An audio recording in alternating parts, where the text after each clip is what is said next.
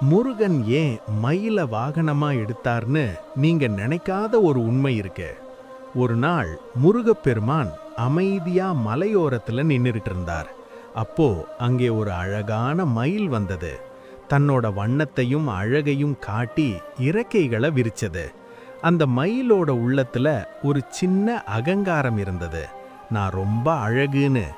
அதே நேரத்துல ஒரு பாம்பு அமைதியா தரையில ஊர்ந்தது. அது ஆசையோட அடையாளம். முருகன் அந்த இரண்டையும் அமைதியா பார்த்தார். சண்டை இல்ல, கோபம் இல்ல, சிரிச்ச முகத்தோட சொன்னார், அகங்காரமும் ஆசையும் கட்டுப்பாட்டுக்குள்ளிருந்தா அதுவே அழகா மாறிடும். அப்போதான் அந்த மயில் பணிவோட தலை குனிச்சது. அதனாலதான் முருகன் மயில தன் வாகனமா எடுத்தார். நமக்கும் அதே பாடம்தான். அகங்காரம் நம்ம மேல ஏறக்கூடாது, ஞானம்தான் நம்ம மேல இருக்கணும்.